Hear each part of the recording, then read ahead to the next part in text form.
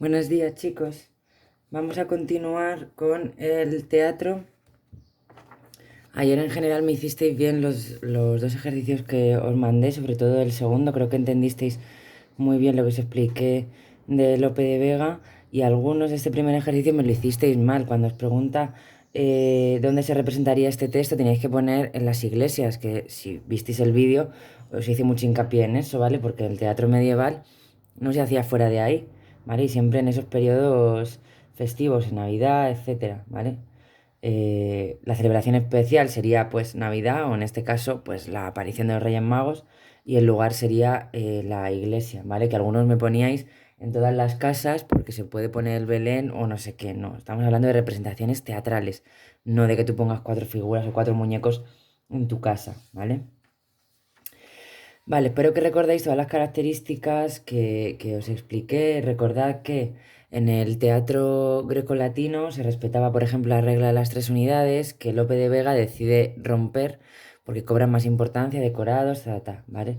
Pasamos a la página 212 y os voy a decir nombres y obras que no aparecen ahí, ¿vale? Pero es que aquí de repente nos ponen. Nos hablan del teatro del siglo XX, pero en Europa, pero no nos hablan del teatro del siglo XX en España. Y el teatro del siglo XVIII también fue importante. Bueno, yo os he puesto aquí teatro del siglo XVIII, ¿vale? Para que lo copiéis vosotros también. Tenéis que pensar que el siglo XVIII, y esto os lo cuento yo porque seguro que no lo sabéis, es el siglo de la Ilustración, el siglo de las luces que se llamó, ¿vale? Los autores del siglo XVIII estaban cansados de tanta decadencia y tanta decepción que habían sufrido o que habían plasmado en sus obras los señores del barroco, porque España vivía en el siglo XVII, que ya os lo dije, una crisis pero brutal, económica, política, demográfica, social, un poco todo, ¿vale? Había mucha pobreza, habíamos perdido colonias en extranjero, habíamos perdido el control del comercio marítimo, ¿vale? Pues, por lo tanto, las arcas del Estado estaban muy empobrecidas, ¿vale? Había mucha pobreza, tal, bueno, como la crisis que se avecina ahora, ¿vale? Entonces, en el siglo XVIII, a los que se denominó ilustrados, es decir, esas personas que tenían estudios, ¿vale? Decidieron que crear obras para mejorar no solo el ambiente social, sino también la política, ¿vale? En este periodo la poesía no tiene cabida, ¿vale? No se escribe mucha poesía, no se habla de los sentimientos ni de las sensaciones, se habla de cómo mejorar España, cómo podemos fijarnos en el resto de Europa y mejorar España, ¿vale?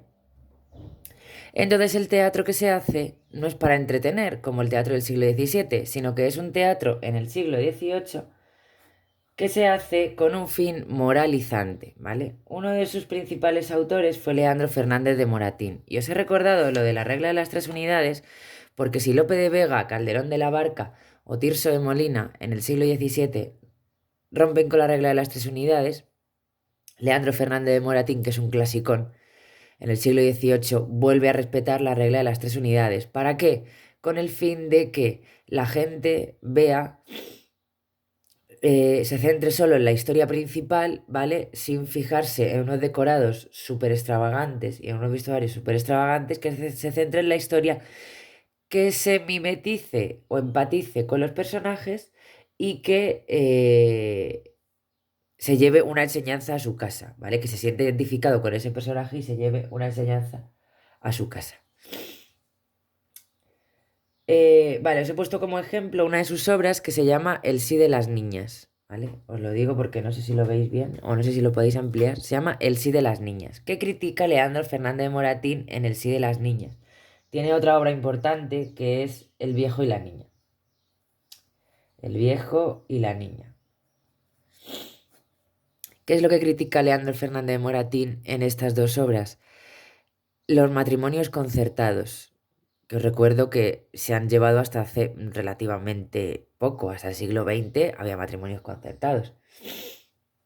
¿Qué quieren decir los matrimonios concertados? Pues una familia, normalmente de clase alta, casaba de manera obligatoria a su hija con alguien de otra, de clase alta, pero no tenían por qué estar enamorados entre ellos. Los padres lo acordaban, daban lo que era la dote, que era un dinerito, a la familia de él y listo.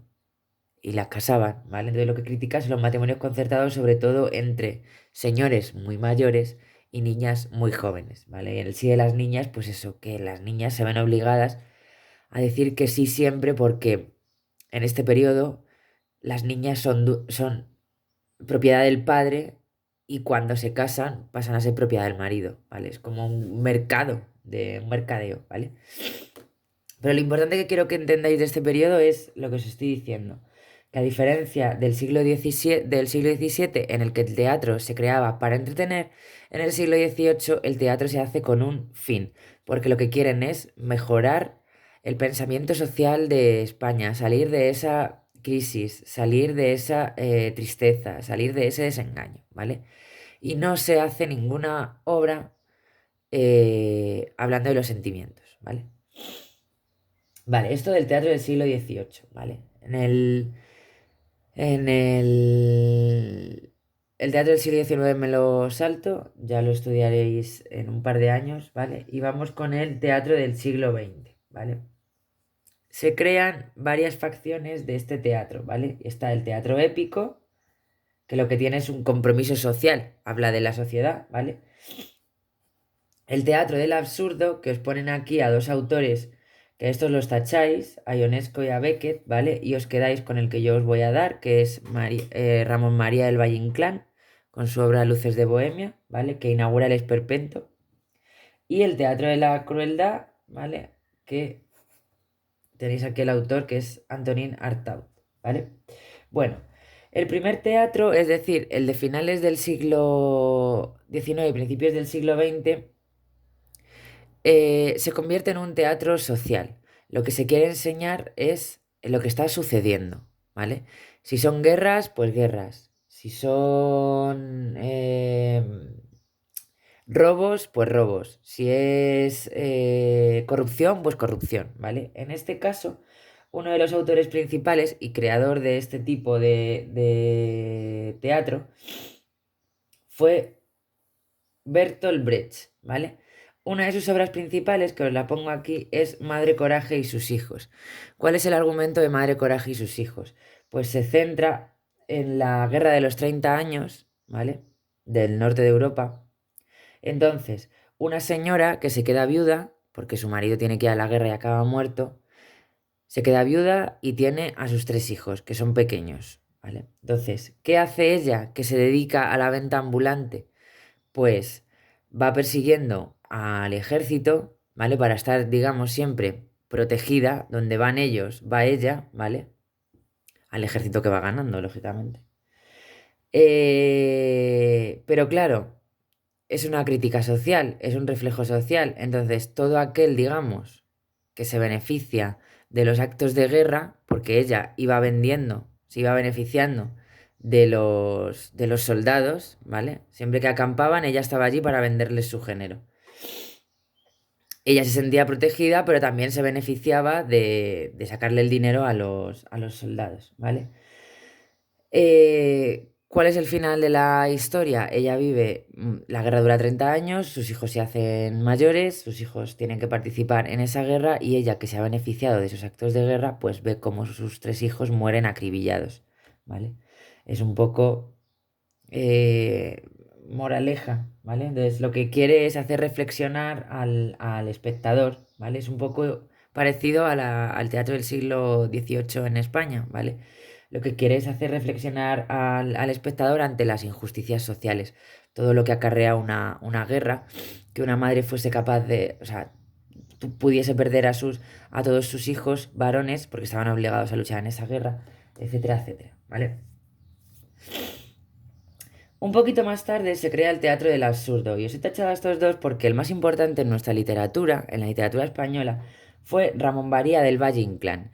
Este señor estaba cansado ya de las obras de teatro que hablaban de amores, que hablaban de si ha sido bueno vas a ir al cielo, si ha sido malo vas a ir al infierno, o de cosas, nimiedades, ¿vale?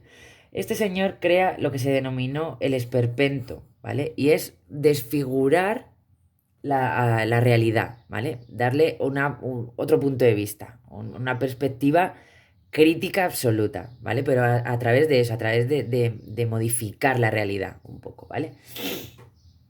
Su obra más importante fue Luces de Bohemia, que lo tenéis aquí, ¿vale? ¿Qué hace Valle Inclán con Luces de Bohemia? Pues lo que hace es, tiene a dos personajes, ¿vale?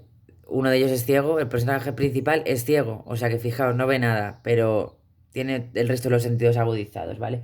Y lo que hace es, en sus últimos años de vida, o días de vida, es pasearse por Madrid con su amigo que le va guiando, ¿vale? Y lo que hace es una crítica brutal de la sociedad, de, de la época, ¿vale?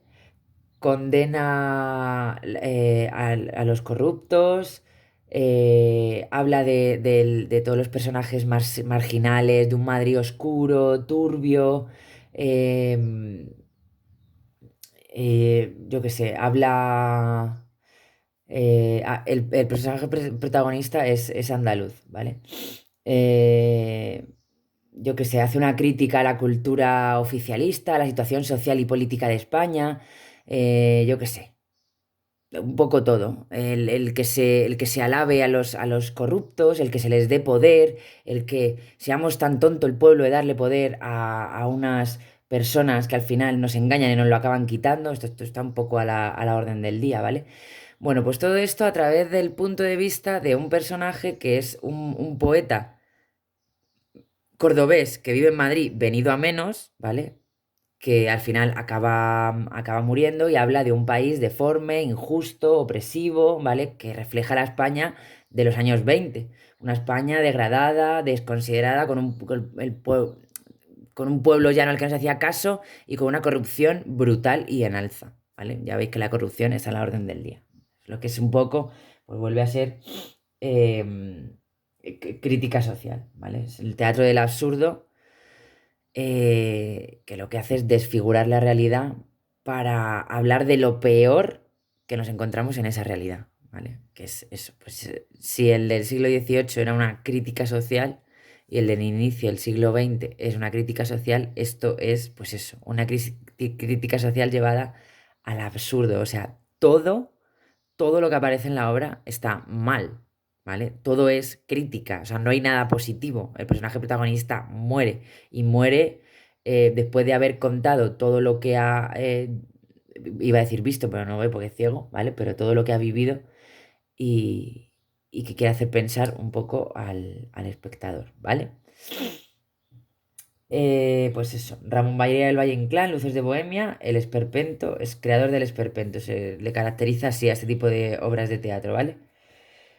Y por último tenemos a Antonina Artaud con el Teatro de la Crueldad, pues una vez más, igual que en el siglo XVII, vuelven a cobrar mucha importancia, ya no lo que se está representando, sino cómo se representa, es decir, todo, pues, luces, lo que tenga el escenario, etcétera, etcétera, ¿vale?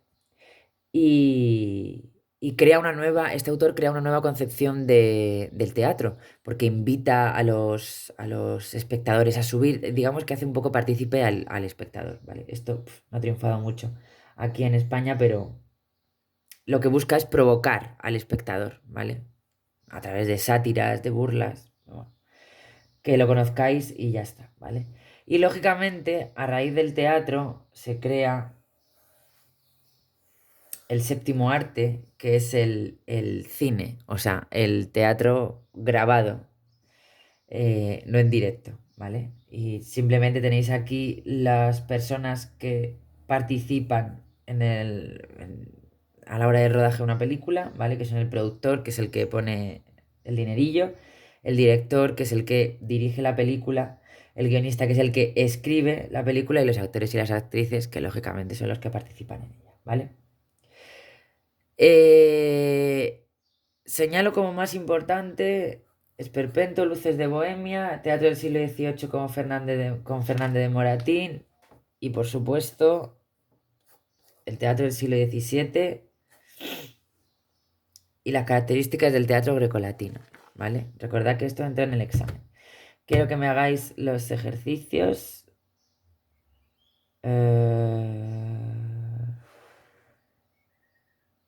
Solo me vais a hacer el ejercicio 5, ¿vale? De la página 213. Sí, el ejercicio 5. Adiós.